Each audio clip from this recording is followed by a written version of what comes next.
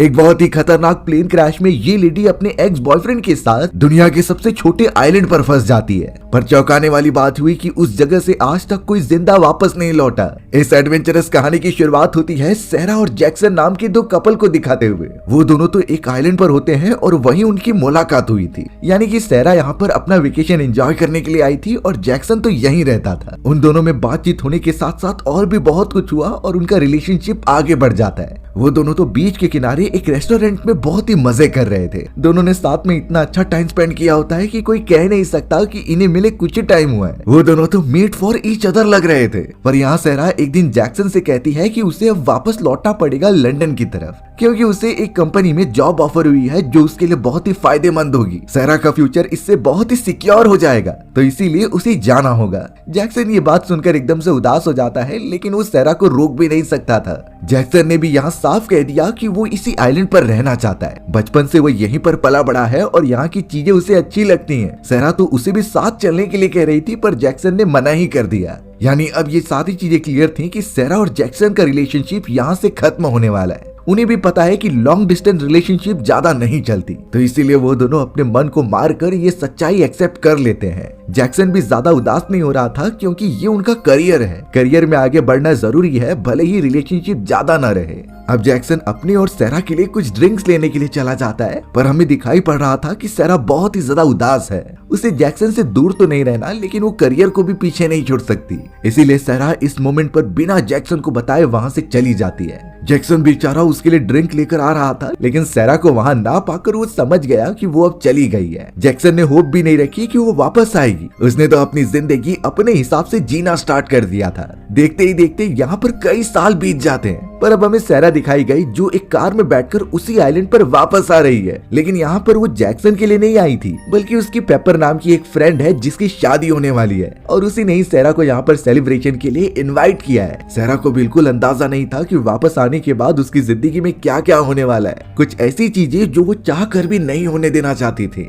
अब सैरा ट्रेवल करते हुए अपनी फ्रेंड की बताई गई लोकेशन पर चली जाती है कुछ सामान लेने के लिए। यानी पेपर ने उससे कहा था कि तुम पहचान वालों से कुछ सामान लेकर मेरे पास आ जाना। सैरा के पास कार होती है, तो वो तुरंत ही उस फार्म में पहुंच गई, लेकिन उस जगह पर कोई दिखाई नहीं दे रहा होता, इसीलिए थोड़ा डरते हुए अंदर जाने लगी। थोड़ा सा आवाज लगाते ही पता चला अंदर की तरफ से एक पागल कुत्ता बाहर निकला है और सीधा वो सैरा पर हमला करने के लिए टूट पड़ा है। सैरा तो बेचारी डरते हुए गेट के ऊपर चढ़ के बैठ जाती है। अब उसके लगातार चिल्लाने की आवाज सुनने पर अंदर जितने भी लोग थे वो बाहर आ जाते हैं। सैरा उन्हें बताने लगी कि मुझे पेपर ने भेजा है कुछ सामान लाने के लिए, जो कि उसकी शादी में बहुत ज्यादा इंपॉर्टेंट चीज है। वो आदमी तो अपने कुत्ते को संभालता है और उसे इंपॉर्टेंट चीजें दे देता है। ये कुछ और नहीं बल्कि उनकी यहाँ की बहुत ही स्पेशल ड्रिंक होती है, जो कि अल्कोहल से भी ज्यादा अच्छी होती है। उन लोगों ने पूरी बोतल सैरा के कार के अंदर रख दिया, और वो आदमी सैरा से तो बात भी करता है कि तुम्हें ये सारी चीजें ट्राई करनी चाहिए। अगर जो इस आइलैंड पर आया और उसने यहाँ की स्पेशल ड्रिंक्स नहीं ट्राई की तो उसने मजा ही नहीं किया। सैरा ने भी प्रॉमिस किया कि फ्री होने के बाद वो भी इसे टेस्ट करेगी। तुरंत ही सारे सामान लोड करने के बाद वो निकल पड़ती है अपनी फ्रेंड पेपर के पास। थोड़ी देर में ही उसकी मुलाकात अपनी फ्रेंड पेपर से हो गई, जो बहुत ही ब्यूटीफुल लग रही थी। उसने तो अपने सभी दोस्तों को उस जगह पर बुलाया था ताकि वो एक डेस्टिनेशन वेडिंग कर सके। सभी फ्रेंड वहाँ पर काफी एंजॉय कर रहे होते हैं और ड्रिंक्स करते हैं। सैरा और पेपर कुछ खाते हुए एक साथ बैठकर बातें करते हैं। पेपर ने बताया कि जिससे उसकी शादी होने वाली है वो उसका क्लासमेट ही था, और उन्होंने बहुत सोच समझने के बाद वेडिंग डेस्टिनेशन पास ही वाले एक आइलैंड पर रखी है। उस आइलैंड पर उन लोगों को मल्टीपल प्लेन से जाना होगा, तो सारी चीजें अरेंजमेंट कर दी गई हैं, सिर्फ उन्हें टाइम पर पहुंच जाना है। अब यहाँ वो दोनों इन चीजों के बारे में बात कर ही रहे थे, तभी सैरा की नजर पानी में से निकल रहे कुछ डाइवर्स पर पड़ती है, और चौंकाने वाली बात ये हुई कि उन्हीं में से एक जैक्सन भी होता है। जैक्सन को देखकर सैरा एकदम चौंक गई और पेपर को सब कुछ बताने लगी। पेपर भी पहले से जानती थी कि इन दोनों का रिलेशनशिप था, लेकिन अब उनके बीच में कुछ भी नहीं है। पेपर ये भी मेंशन करती है कि जैक्सन अब फुल टाइम डाइवर बन चुका है और आने वाले टूरिस्ट को वो पूरी तरीके से ट्रेनिंग देता है। सैरा इतने समय बाद अपने एक्स बॉयफ्रेंड को देख पा रही थी, और पता नहीं क्यों अभी भी लग रहा है कि सैरा के मन में जैक्सन के लिए प्यार बाकी है। यहाँ तक कि पेपर ने ये भी मेंशन किया था कि जैक्सन की एक गर्लफ्रेंड भी है, यानी वो इन सारी चीजों से मूव ऑन कर चुका है। अब यहाँ रात का समय था और सभी लोग बीच के किनारे बॉन फायर के आसपास काफी मजे कर रहे थे, लेकिन सैरा की नजर सामने बैठी हुई जैक्सन पर ही थी। जैक्सन भी सैरा को नोटिस करके उसे हाई फाई करता है, पर अब सैरा खुद को रोक नहीं पाती जैक्सन से जाकर बात करने के लिए। वो तो उससे कई सारी चीजें पूछने लगी कि तुम कैसे हो और क्या कर रहे हो। जैक्सन भी उससे अब नॉर्मल तरीके से बात करने लगा। दोनों के बीच पहले से अच्छी बॉन्डिंग तो थी, लेकिन इतने सालों में बहुत कुछ चेंज भी हो चुका है। अब जैक्सन थोड़ा ड्रिंक करने के बाद बीच के किनारे वॉक कर रहा था। तुरंत ही थोड़ी देर में सैरा वहाँ पर आ जाती है उसे कंपनी देने के लिए। दोनों तो अब कई सारी बातें करते हैं कि पहले वो कितना ज्यादा एंजॉय किया करते थे। उनके साथ तो कितने सारे फनी मोमेंट्स भी हुए जिसे वो रीडिस्कस करके और ज्यादा मजे लेते हैं। लेकिन सैरा की बॉडी लैंग्वेज देखकर यही लगता है कि वो जैक्सन की ओर पास आना चाहती है। वो तो पूरा जैक्सन के साथ फ्लर्ट करते जा रही थी। जैक्सन और सैरा वहाँ से ट्रैवल करते हुए एक स्टे हाउस में आ जाते हैं, जहाँ सभी मेहमानों को रुकने के लिए सिंगल घर दिए गए थे। वो दोनों तो उस जगह पर एक फ्रेंड की तरह काफी मजे करने लगे थे और सैरा तो एक डाइविंग सूट पहनकर उसे दिखा रही थी। जैक्सन भी अब अपने पास्ट वाली चीजों को भुलाकर उससे अब एकदम फ्रैंक हो गया था और दोनों ही एक दूसरे को पकड़कर मस्ती स्टार्ट कर देते। लेकिन अब इन सारी चीजों के बीच देखकर लग रहा था कि सैरा जैक्सन के वापस से करीब आना चाहती है। जैक्सन भी एक मोमेंट पर बहक गया था, लेकिन वो अपने आप को बैकआउट करता है। उसे ये चीजें नहीं करनी क्योंकि उसकी एक गर्लफ्रेंड है और वो इस तरीके से उसे चीट नहीं कर सकता। सैरा को जब ये पता चला तो वो कहने लगी कि वो यहाँ तुम्हारे लिए आई है। उसने जैक्सन के बाद कोई भी रिलेशनशिप नहीं बनाया था और वो आज भी उससे बहुत ज्यादा प्यार करती है। ये चीजें कन्फेस करने के बाद सैरा एक और बार उसके पास आ रही थी, लेकिन इस बार जैक्सन पता नहीं क्यों अपने आप को रोक ही नहीं पाया। वो दोनों अब एक दूसरे के बहुत क्लोज आ जाते हैं पहले की तरह और पूरी रात साथ में एंजॉय करते हैं। अब सुबह होने पर सैरा को लेट हो चुका था, इसीलिए वो जैक्सन को बिना उठाए वहाँ से चली जाती है। पेपर ने सैरा को बहुत सारे मिस कॉल्स किए थे, इसीलिए वो जब पेपर को कॉल बैक करती है तो वो गुस्सा हो रही थी, क्योंकि जो भी मेहमान थे उन्हें टाइमिंग दिया गया था कि इतने समय पर प्लेन के पास रहें और अब लगभग सारी प्लेन्स मेहमानों को लेकर डेस्टिनेशन की तरफ उड़ चुकी हैं। लेकिन पेपर ने सैरा को ये समझाया कि अभी भी एक प्लेन बाकी है, तो तुरंत ही तुम उस प्लेन के पास जाओ और पायलट को उस डेस्टिनेशन पर छोड़ने के लिए बोलो। सैरा तुरंत ही तैयार होकर उस जगह पहुंच गई जहाँ पर प्लेन खड़ी थी। उस प्लेन के पायलट का नाम फ्रेडी होता है, जो पहले से सैरा को जानता था। फ्रेडी को सारी चीजें बताने के बाद वो राजी हो जाता है सैरा को उसके डेस्टिनेशन तक छोड़ने के लिए। वो जब अपने प्लेन के उड़ाने की तैयारी करने लगा था, तभी सैरा को पता चला कि जैक्सन भी उस जगह पर आ चुका है। यानी जैक्सन भी उसके साथ पेपर की शादी में जाएगा और एंजॉय करेगा। लेकिन जैक्सन कहीं ना कहीं सैरा से डिसअपॉइंटेड लग रहा था और जब वो दोनों प्लेन में बैठ जाते हैं तो फ्रेडी ने कैसे भी करके प्लेन स्टार्ट कर दी। रास्ते में एंजॉय करने के लिए उन्होंने कई सारे अल्कोहल की बोतल्स भी रखी होती हैं। अब सैरा हेडफोन्स लगाकर जैक्सन से बातचीत करने की कोशिश कर रही थी, लेकिन वो उसे इग्नोर करता है। ये इसलिए क्योंकि सैरा ने फिर से वैसा ही किया। वो सुबह वहाँ से चली गई बिना उसे बताए। सैरा भी ज्यादा जैक्सन को बटर अप नहीं कर सकती थी, इसीलिए वो उसके ऊपर ध्यान नहीं देती है और आगे देखती है। फ्रेडी ने तो प्लेन को उड़ाना भी स्टार्ट कर दिया था और वो अभी आसमान में थे। पीछे जैक्सन आराम से सो रहा था, तो फ्रेडी ने सैरा को साइड वाले सीट पर बुलाया ताकि वो कुछ बता सके। वो दोनों एक दूसरे को जानते थे, इसीलिए फ्रेडी सैरा को एडवाइस देता है कि तुम अपने रिलेशनशिप को कैसे सस्टेन कर सकती हो। वो तो अपने बारे में भी बताने लगा कि कैसे उसकी एक बहुत ही अच्छी वाइफ थी, लेकिन वो कुछ साल पहले ही मर गई। उसे एक बीमारी थी जिसका क्योर अभी तक नहीं निकला होता। इसीलिए फ्रेडी सैरा को ये कहता है कि तुम्हारे पास अगर जो भी चाहने वाला है उसे संभाल कर रखो। सैरा सारी बातें समझती है और अब तो फ्रेडी ने सैरा को ये बताया कि प्लेन कैसे उड़ाते हैं और उसे कंट्रोल करने के लिए कौन कौन से मेन पार्ट्स हैं। सैरा को ये चीजें काम में नहीं आने वाली होती, फिर भी वो फ्रेडी द्वारा बताई गई चीजों को अच्छे से समझती है। फ्रेडी तो सैरा को कह रहा था कि तुम अगर समझ जाओ तो ऑटो पायलट मोड को बंद कर देना और तुम भी इसका कंट्रोल अपने हाथ में लेकर देखो कि कैसे चलाया जाता है। अब सैरा को ये चीजें काफी इंटरेस्टिंग लगती हैं, इसलिए सभी चीजें अंडरस्टैंड करने के बाद उसने ऑटो पायलट मोड बंद कर दिया। उसने भी अब अपने हाथ में स्टीयरिंग व्हील ले ली और प्लेन को कंट्रोल करने लगी। फ्रेडी और सैरा मिलकर बहुत अच्छी तरीके से प्लेन उड़ा रहे थे। पीछे की तरफ जो जैक्सन सोया हुआ था, अचानक उसकी जब नींद खुलती है तो नीचे की तरफ एक ऑक्सीजन सिलेंडर मौजूद था। वो पीछे से निकलते हुए नीचे आ चुका होता है, इसीलिए जैक्सन ट्राई करता है कि उस सिलेंडर को उसकी परफेक्ट जगह पर रख दे।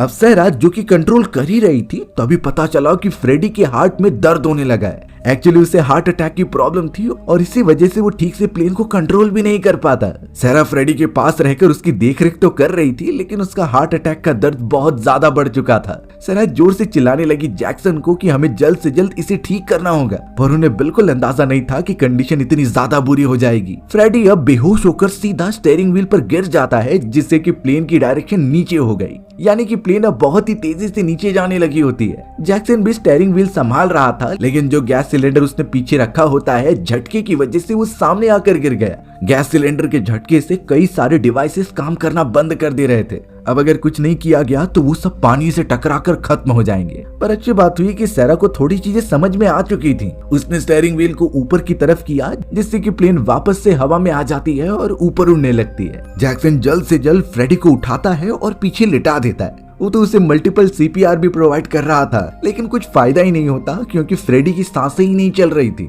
हो सकता है कि अभी भी वो जिंदा हो, लेकिन उसे मेडिकेशन की जरूरत है। जैक्सन भी अब तुरंत फ्रंट सीट पर आकर बैठ जाता है ताकि वो दोनों मिलकर प्लेन कंट्रोल करें। प्रॉब्लम की बात ये थी कि अब उनकी जीपीएस डिवाइसेस काम नहीं कर रहे थे और उन्हें समझता नहीं कि किस डायरेक्शन में जाना है। ज्यादा समय तक हवा में रहने की वजह से फ्यूल भी जल्दी जल्दी खत्म हो रहा होगा। सैरा तो बार बार रेडियो से कनेक्ट करके अपनी कंडीशन बताने का ट्राई करती है, पर दूसरी तरफ से कोई रिप्लाई नहीं आता क्योंकि रेडियो भी ऑलमोस्ट खराब हो चुका है। यानी अब उनके पास ये एक ऐसी कंडीशन आ चुकी है जिसमें ना तो वो पानी के अंदर जा सकते हैं और ना ही चारों तरफ उन्हें कहीं जमीन दिखाई दे रही थी। वो दोनों हवा में बुरी तरीके से फंस चुके हैं। अब अगर ऐसी कंडीशन में कभी हम फंस जाए जहां प्लेन का पायलट एकदम से बेहोश हो चुका हो और आपको तो प्लेन उड़ाना नहीं आता, तो फिर आप प्लेन को कंट्रोल कैसे करोगे? ये सिचुएशन हमारे सामने कई बार सफर करते दौरान आ सकती है, तो हमें इसका सोल्यूशन ढूंढना चाहिए। तो सबसे पहले बिल्कुल भी घबराना नहीं है और प्लेन को कंट्रोल करने के ये छोटे मोटे टूल सीख लेने। जैसे किसी भी टाइप के प्लेन के अंदर एक मेन इंपॉर्टेंट चीज होती है उसकी स्टीयरिंग व्हील, यानी उसका कंट्रोल योग, जिससे कि प्लेन को ऊपर या फिर नीचे लेके आया जाता है। अगर हम उस कंट्रोल योग को प्रेस करेंगे तो धीरे धीरे प्लेन की हाइट नीचे आती जाएगी, और अगर वैसे ही उस योग को पीछे की तरफ खींचेंगे तो प्लेन को एलिवेशन मिलता जाएगा और वो हवा में और ज्यादा ऊंची चली जाएगी। याद रहे, अगर प्लेन का पायलट बेहोश हो चुका है और आपको कुछ समझ नहीं रहा तो डायरेक्टली उस व्हील को नीचे ढकेल कर प्लेन को लैंड नहीं कराना है, इससे तो और ज्यादा खतरनाक कंडीशन आ सकती थी। अब यहाँ सबसे पहले हमें उस पूरे प्लेन में एपी नाम का बटन ढूंढना है, जिसका मतलब होता है ऑटो पायलट। अगर प्लेन अभी भी हवा में है और अगर हम ऑटो पायलट बटन को दबा दे तो हमें कुछ करने की जरूरत नहीं, प्लेन ऑटोमेटिकली एकदम स्टेबल हो जाएगी। याद रहे, प्लेन में मौजूद रैंडम बटन्स बिल्कुल भी नहीं दबाने, हर एक चीजों का कुछ अलग ही मतलब होता था। जितना भी हो सके रेडियो द्वारा एयर ट्रैफिक कंट्रोल से कांटेक्ट करने की कोशिश करते रहिए। एयर ट्रैफिक कंट्रोल्स वो ऑफिसर्स होते हैं जो हवा में हो रहे प्लेन के अंदर किसी भी दुर्घटना या चीजों पर ध्यान देते थे। सिर्फ रेडियो से कांटेक्ट करके एयर ट्रैफिक कंट्रोल को अपनी लोकेशन बतानी है कि आप इस प्लेन में फंस चुके हो और पायलट बेहोश हो चुका है। तो ये सुनने के बाद एयर ट्रैफिक कंट्रोल कुछ न कुछ तो करेंगे ही। अब यहाँ फिर भी इन चीजों से कुछ बात नहीं बन रही, तो हर एक प्लेन के अंदर इजेक्शन वाला सेक्शन होता है, यानी आप वहाँ से बाहर निकलकर पैराशूट की मदद से नीचे आ सकते हो। अब ये सारी चीजें भी अगर कोई नॉन एक्सपीरियंस आदमी करे तो उसके बचने के चांसेस 50-50 हो सकते हैं। इसीलिए एक बार पैराशूट को कैसे ओपन करते हैं उसे प्रॉपरली देख कर जाना। पर यहाँ प्लेन के अंदर सैरा और जैक्सन की तो हालत और ज्यादा बुरी होती जा रही थी। ना रेडियो चल रहा था और ना ही जीपीएस डिवाइस, सिर्फ दूर दूर तक उन्हें लंबा आसमान और पानी दिखाई दे रहा था। सैरा ने प्लेन को थोड़ी देर तक कंट्रोल करके रखा था और वो एक ही एल्टीट्यूड पर उड़ते जा रहे थे। उन्हें ये साफ पता है कि अगर वो पानी पर लैंड कर जाएंगे तो जल्द से जल्द उनकी प्लेन डूब ही जाएगी, यानी वो इस जगह पर भी लैंड नहीं कर सकते। थोड़ी देर बाद वो देख पा रहे थे कि सामने की तरफ एक बहुत ही बड़ा तूफान उनकी तरफ बढ़ रहा है। ये तूफान इतना ज्यादा बड़ा लग रहा था कि अगर वो उस जगह पर गए तो मारे जाएंगे। अगले मोमेंट में खुशी की खबर आ जाती है क्योंकि उनके रेडियो पर किसी एयर ट्रैफिक कंट्रोल का सिग्नल आ चुका था। दूसरी तरफ कुछ ऑफिसर्स बात कर रहे थे जिनसे सैरा और जैक्सन ने सब कुछ बता दिया कि कैसे वो फंस चुके हैं। वो लोग लगातार एक तूफान की तरफ बढ़ रहे थे और समझ नहीं पाते कि कौन सी सही डायरेक्शन है। उनके पास तो अब सिर्फ आधा ही फ्यूल बचा हुआ था जिसमें उन्हें एक परफेक्ट लैंडिंग करनी थी अच्छी जगह देखकर। अब यहाँ एयर ट्रैफिक कंट्रोल वाले अच्छी तरीके से एनालाइज करके उनकी लोकेशन पता करते हैं और कहते हैं कि तुम्हें साउथ डायरेक्शन की तरफ बढ़ना होगा जहाँ पर वो तूफान आ रहा है, यानी उन्हें तूफान के बीचों बीच से होते हुए आगे जाना है। अब ये तो मौत को चेतावनी देने वाली बात थी क्योंकि वो खतरनाक तूफान में बिजली भी होगी। बिजली अगर प्लेन को बहुत बुरी तरीके से हिट करती है तो वो एक ही बार में खत्म हो जाएंगे। पर ऑफिसर साफ कह रहे थे कि पीछे की तरफ तुम नहीं मुड़ सकते क्योंकि इतने समय में तुम्हारा फ्यूल खत्म हो जाएगा और तुम्हारी प्लेन क्रैश हो जाएगी। सैरा और जैक्सन में भी इस बात पर बहुत डिस्कशन हुआ, पर अंत में कोई रास्ता ना निकलने के कारण वो उस तूफान के बीच में से ही जाने का डिसाइड करते हैं। वो तूफान के अब बहुत पास पहुंच चुके थे और डिस्टरबेंस के कारण वो रेडियो सिग्नल ठीक से कनेक्ट नहीं हो पाता, यानी उन्हें एयर ट्रैफिक कंट्रोल से और ज्यादा इंस्ट्रक्शंस नहीं मिल पा रहे थे। जैक्सन ने तो मेन सीट सैरा को ही दे दी थी ताकि वो अच्छे से कंट्रोल करे सारी चीजें। फ्रेडी द्वारा सिखाई गई हर एक चीजों को वो ध्यान में लाती है और प्लेन को कंट्रोल करती है। इस समय उनकी प्लेन उस बड़े से तूफान के ठीक ऊपर थी। लाइटनिंग उनकी प्लेन को लग रही होती है जिससे काफी झटके महसूस होते हैं। फिर भी सैरा ने कंट्रोलिंग योग छोड़ा नहीं और उसे ऊपर लेकर जाने लगी। सैरा को लग रहा था कि प्लेन को थोड़ा और ऊंचाई पर लेके जाने के बाद इन बिजलियों का कुछ असर नहीं होगा, लेकिन वो इतना भूल गई थी कि हम इंसान जितना भी प्लेन से ऊपर चले जाए G4 फोर्स हम पर लागू होता था जिससे कि हम अपने सेंसेस खोने लगते थे। सहरा और जैक्सन प्लेन को कैसे भी ऊपर तो लेकर आ जाते हैं, पर वही हुआ जिसका डर था। सहरा के विजन्स एकदम से ब्लर होने लगे थे और वो तो उसी जगह पर अनकॉन्शियस हो गई। उसका सर जोर से स्टीयरिंग व्हील पर लगता है और वो एकदम अंदर धंस गई, जिससे कि प्लेन एकदम डायरेक्टली नीचे की तरफ गिरने लगी होती है। ऐसा चलता रहा तो एक बहुत ही बड़ा क्रैश होगा उनका पानी के ऊपर। जैक्सन फिलहाल थोड़े होश में था, इसीलिए वो सहरा को भी उठाता है। कुछ दूर तक नीचे गिरने के बाद जब प्रेशर एकदम नॉर्मल हुआ तो सहरा को ठीक से होश आ गया और उसने ट्राई किया प्लेन को वापस कंट्रोल करने का। उसके हाथ बहुत ज्यादा पेन हो रहे थे, लेकिन आखिरकार वो प्लेन को हॉरिजॉन्टल डायरेक्शन में एकदम स्टेबल करने में कामयाब हो गए। सहरा और जैक्सन तो एक मोमेंट पर बहुत ज्यादा डर गए थे कि वो बच नहीं पाएंगे। ये भी एक अच्छी बात हुई कि उन्होंने तूफान अच्छे से पार कर लिया था। पर एक अच्छी खबर के साथ साथ बुरी खबर भी आती है कि उन्होंने इस पूरे प्रोसेस में प्लेन का फ्यूल हद से ज्यादा खत्म कर दिया है, यानी अब फ्यूल आधे से भी कम हो चुका है और इतने में तो वो उस बड़े से महासागर को पार भी नहीं कर पाएंगे। सब कुछ एकदम से खत्म होता दिखाई दे रहा था और उनके पास कुछ ऑप्शन भी नहीं बचता। अब उस प्लेन के अंदर एक और फ्यूल कंपार्टमेंट होता है जिसमें पूरा फ्यूल भरा हुआ था, सिर्फ उन्हें फ्यूल को यूज करने की परमिशन देनी थी। सारा तुरंत ही उस बटन को दबा देती है और वो देख पा रहे थे कि फ्यूल बढ़ रहा है, लेकिन अचानक उसके लेवल में कुछ तो डिस्टर्बेंस आने लगी। इससे ये पता चलता है कि फ्यूल टैंक में थोड़ी सी लीकेज है जो शायद उस तूफान के कारण हुई होगी। अगर धीरे धीरे लीकेज बढ़ता चला गया तो पूरा फ्यूल खत्म हो जाएगा। सराय जैक्सन इस बात से काफी घबरा गए क्योंकि यही उनके पास लास्ट ऑप्शन है। इसीलिए अब जैक्सन डिसाइड करता है कि वो खुद बाहर जाएगा और इंजन वाले एरिया में जो लीकेज हो रही है उसे बंद करेगा। सैरा को पता था कि ये काम बहुत मुश्किल है, इसीलिए वो शुरुआत में जैक्सन को रोकने की भी कोशिश करती है, पर जैक्सन ने कहा कि अगर हम ये नहीं करेंगे तो वैसे भी मारे ही जाएंगे। इसीलिए अब सैरा प्लेन को कंट्रोल करने लगी और उसकी स्पीड थोड़ी सी कम करती है। वहीं जैक्सन पीछे से एक रस्सी लेकर अपने आप को बांध देता है। प्लेन की स्पीड एकदम नॉर्मल होने के बाद वो साइड से होता हुआ प्लेन के इंजन वाले सिस्टम पर गया और ट्राई करने लगा लीक हुए एरिया को अच्छे से कवर कर दे। हवा की वाइब्रेशन से वो पीछे हटता जा रहा था, लेकिन फिर भी वो उस लीकेज वाले एरिया तक पहुंच गया। जैक्सन उस एरिया को अच्छे से कवर कर ही रहा था, तभी पता चला कि एक झटके से वो पीछे गिर गया है। उसने कैसे भी अपने हाथ की मदद से प्लेन के साइड वाले हिस्से को पकड़ लिया था। हाथ पर एक साथ प्रेशर आने के कारण उसे बहुत ज्यादा चोट लगती है और वो वहीं पर लटकते रह गया। सैरा अब तुरंत ही जैक्सन को बचाने के लिए आती है, लेकिन प्लेन को भी स्टेबल रखना जरूरी था, इसीलिए उसने सीट बेल्ट को ऐसा अटका दिया कि प्लेन के स्टीयरिंग व्हील्स एकदम स्टेबल रहे। सैरा जब जैक्सन के पास आती है तो पता चला कि उसने जो रस्सी बांधी थी वो एक टायर में फंस चुका है, यानी उसे काटना होगा तभी वो ऊपर आ पाएगा।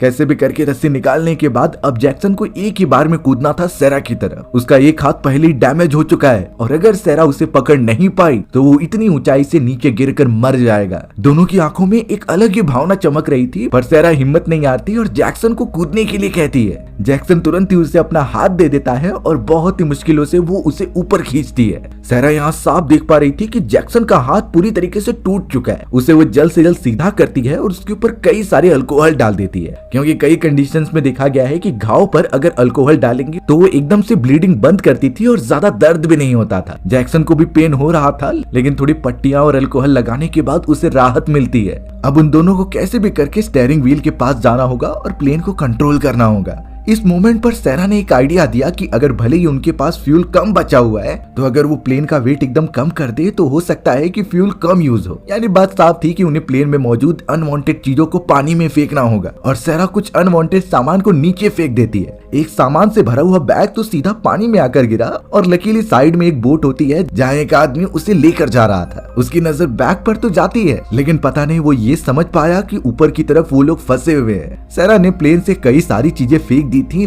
लेकिन अब जैक्सन और उसकी नजर जाती है मरे पड़े हुए फ्रेडी के ऊपर। फ्रेडी की जान चली गई थी, ये उन्हें बात पता थी और उसका भी वेट प्लेन को और ज्यादा वेटेड बना रहा है। इसीलिए अब दोनों ने अपने दिल पर पत्थर रखकर ये डिसीजन लिया कि वो फ्रेडी को नीचे फेंक देंगे। सैरा ने तो फ्रेडी की फैमिली लगी हुई फोटो निकाली और जाकर उसकी जेब में वो डाल देती है। धीरे धीरे सैरा फ्रेडी की डेड बॉडी को साइड में लेकर गई और ना चाहते हुए भी उसे नीचे फेंकना पड़ा। अब यहाँ सामने की तरफ कई सारी अल्कोहल्स की बॉटल्स भी थी जिसे सैरा फेंकने जाती है, लेकिन जैक्सन ने इस मोमेंट पर एक अच्छी बात कही कि अगर वो चाहे तो अल्कोहल को फ्यूल की तरह यूज कर सकते हैं। अल्कोहल में भी कुछ ऐसी प्रॉपर्टीज होती हैं जो कभी कभी फ्यूल के जैसी काम करती थी, तो अगर बाय चांस उनका फ्यूल खत्म हो जाए तो वो ये अल्कोहल डालकर काम चला सकते थे। अब जब ये उनका प्लान बन चुका है तो ये फाइनल करना था कि ऊपर की तरफ कौन जाएगा ये सारे अल्कोहल डालने के लिए। अब इस बात थी कि जैक्सन का हाथ टूटा हुआ था, वो ये काम नहीं कर पाएगा, तो इस काम में सिर्फ सैरा ही बचती है जो ऊपर जाकर ये करेगी। सेरा ने भी इसके लिए हाँ कर दिया और वो जल्द से जल्द बाहर निकलकर ऊपर चढ़ने लगती है। फ्यूल पैनल को ओपन करने के बाद जैक्सन एक एक करके उसे अल्कोहल देने लगा था। सेरा एक के बाद एक अल्कोहल की बोतल उसमें खाली करने लगी थी, ये सोचकर कि उनका फ्यूल टैंक पूरा भर जाएगा और वो यहाँ से बाहर निकल जाएंगे। लेकिन कई बार चीजें हमारे प्लान के हिसाब से नहीं चलती। सेरा जब अंदर आने की कोशिश करती है तो बहुत ही ज्यादा वाइब्रेशन के कारण वो गिरने भी लगी थी, लेकिन वो बहुत हल्की होती है, इसीलिए सही सलामत प्लेन के अंदर आ गई।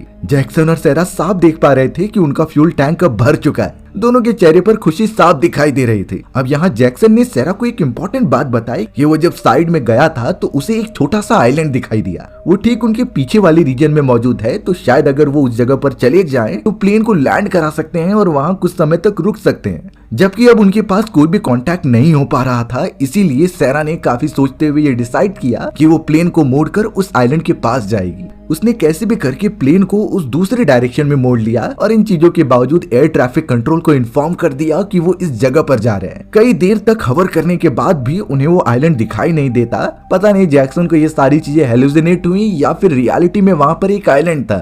थोड़ा ट्रेवल करने के बाद अचानक उनकी नजर गई खत्म होते हुए फ्यूल की। फ्यूल एकदम से एम्प्टी हो चुका था क्योंकि अल्कोहल अच्छे तरीके से फ्यूल का काम नहीं कर रहा होता। इंजन एकदम से बंद पड़ने लगा और लग रहा था कि प्लेन अब नीचे ही गिरने वाली है। वो दोनों एक्स कपल एक दूसरे को देखते हैं और लग नहीं रहा था कि वो बच पाएंगे। जैक्सन को भी यही फील होने लगा कि ये उनका आखिरी मोमेंट है, इसीलिए अब सेरा और जैक्सन एक दूसरे से कन्फेस करने लगे और माफी भी मांगते हैं अपने सारे पास्ट एक्शन से। और सेरा भी एडमिट करने लगी कि उसे छोड़कर नहीं जाना चाहिए था। जाने के बाद उसे करियर में सक्सेस तो मिली, लेकिन एक सेटिस्फेक्शन नहीं था कि उसका प्यार उससे दूर हो चुका है। जैक्सन भी सेरा से माफी मांगता है कि उसे रूड बिहेव नहीं करना चाहिए था। दोनों को देखकर यही लग रहा था कि वो एक दूसरे से बहुत प्यार करते हैं, पर अब उनका खेल खत्म होने वाला था। बट अगले मोमेंट में जैक्सन को वो आइलैंड दिख जाता है जिसके बारे में उसने बोला था और अब सेरा भी ट्राई करती है कि वो अपनी प्लेन उस आइलैंड पर लैंड करा दे। इंजन एकदम से बंद होने वाला था, इसीलिए सेरा ने उसका एल्टीट्यूड एकदम कम कर दिया और इसी वजह से वो ठीक से प्लेन को कंट्रोल नहीं कर पा रही होती। वो दोनों उस आइलैंड के पास पहुंच तो गए थे, लेकिन अभी भी थोड़ी दूरी बाकी होती है। प्लेन एकदम पानी के ऊपर आ चुकी थी और थोड़े ही देर में काफी स्पीड होने के कारण वो पानी में क्रैश हो गई। प्लेन पूरी तरीके से ढहकर पानी में डूबने लग जाती है। बेचारे जैक्सन और सेरा अभी भी सीट पर फंसे हुए थे और पानी तो प्लेन में भी घुस चुका था। थोड़ी देर बाद जब सेरा को होश आता है तो वो दरवाजा ओपन करके बाहर निकल जाती है और पानी के ऊपर आ जाती है। पर अचानक उसकी नजर गई जैक्सन पर, जो अभी बाहर नहीं निकला है, यानी वो अभी भी प्लेन में ही फंसा हुआ था। सेरा सांस रोकती है और तुरंत ही नीचे की तरफ गोता लगाती है ताकि वो जैक्सन को बाहर निकाले। सेरा देख रही थी कि जैक्सन प्लेन की विंग वाले हिस्से में फंस चुका है, इसीलिए वो जल्द से जल्द उसे निकालने लगी और जब कुछ नहीं होता तो वो उसे लाइफ जैकेट पहना देती है। वो तुरंत ही उसे खींचने लगी क्योंकि प्लेन एक खाई में गिरने वाली थी। प्लेन तो निकल जाती है और लकीली जैक्सन को भी वो ऊपर लेकर आ जाती है। सेरा ने जैक्सन को पकड़ा और उस जमीन वाले हिस्से पर लेकर आने लगी। जल्द से जल्द वो जैक्सन को सीपीआर देती है और थोड़े ही देर में जैक्सन को होश आ गया था। पर दोनों जब चारों तरफ देखते हैं तो पता चला कि ये कोई आइलैंड नहीं है, बल्कि ये तो थोड़ा सा हिस्सा है जो जल्द से जल्द पानी के अंदर चला जाएगा। सेरा एकदम से डर के मारे चारों तरफ देखने लगी और वो समझ जाती है कि अब वो नहीं बचने वाले। चारों तरफ कोई मदद वाला भी नहीं था जो उन्हें बचा कर लेके जा सके और अब तो सिर्फ उन्हें वेट करना है कि ये पानी कब उन्हें अपने अंदर समा लेगा और खत्म कर देगा। धीरे धीरे पानी का लेवल बढ़ने लगा और वो छोटा सा आइलैंड भी गायब हो जाता है। उनके पास सिर्फ एक ही लाइफ जैकेट थी, इसीलिए सेरा जैक्सन को पकड़कर पानी के ऊपर होती है। जैक्सन काफी इमोशनल होकर सेरा को कहता है कि तुम मुझे छोड़ दो, तुम ये जैकेट खुद पहन लो और यहाँ से सरवाइव करके बच जाओ। पर सेरा इस मोमेंट पर जैक्सन को कहीं छोड़कर नहीं जाने वाली थी। उसने साफ कह दिया कि अगर हमें मरना है तो साथ में मरेंगे। इस बार वो कहीं भी नहीं जाने वाली उसे छोड़कर। दोनों कपल के बीच में आखिर में बहुत सारी अच्छी बातें होती हैं, पर उन्हें भी पता था कि ज्यादा टाइम तक सरवाइव करना मुश्किल है क्योंकि जैक्सन की बॉडी पर जो घाव लगे थे उससे ब्लड फैल रहा था और यह हमें भी पता है कि ये ब्लड पूरे महासागर में किसे अट्रैक्ट करते हैं सबसे ज्यादा, यानी कि शार्क्स, जो चारों तरफ अब उनके मंडराने लगे थे। थोड़ी सी देरी और वो एक ही बार में उन पर अटैक करके उन दोनों को ही खत्म कर देंगे। सेरा तो लिटरली जैक्सन को पकड़कर रोने लग जाती है क्योंकि वो एकदम बेबस थे, ना ही वो इस सिचुएशन में कुछ कर सकते हैं अपने आप को बचाने के लिए। जैसे ही वो दोनों अपनी आंखें बंद कर रहे थे तो पता चला कि सामने की तरफ से एक रेस्क्यू शिप आ रहा है। ये वही आदमी की शिप थी जिसने की नोटिस किया था वो बैग को गिरते हुए। लकीली वो उस जगह पर पहुंच गया और वो दोनों उसे देखकर काफी खुश हो जाते हैं। उस छोटी सी शिप में जितने भी लोग थे उन्होंने सेरा और जैक्सन को अपनी तरफ बुलाया और तुरंत ही उन्हें सही सलामत ऊपर की तरफ खींचने लगे। शार्क उन पर अटैक कर पाती इससे पहले वो सेफ हो जाते हैं। सैरा और जैक्सन अब अगले मोमेंट में एक दूसरे की तरफ देख रहे थे और ये शुक्र मनाते हैं कि उनकी जान बच गई। दोनों ने बिल्कुल ये एक्सपेक्ट नहीं किया था कि वो बच भी पाएंगे इस तरीके से, लेकिन इस मोमेंट के बाद वो दोनों एक दूसरे को गले लगाते हैं और ये डिसाइड करते हैं कि चाहे कुछ भी हो वो एक दूसरे को छोड़कर अब कभी नहीं जाएंगे। वो सभी अब आखिरकार बच जाएंगे और अपनी जिंदगी एक नए सिरे से शुरू करेंगे। हमारी भी ये कहानी यहीं पर खत्म हो जाती है। सो व्यूअर्स, अगर आपको मेरा नरेशन 1% भी अच्छा लगा होगा ना, तो वीडियो को लाइक एंड चैनल को सब्सक्राइब जरूर कर देना। मिलते हैं इसी तरीके की मजेदार वीडियोस में, तब तक के लिए बाय बाय।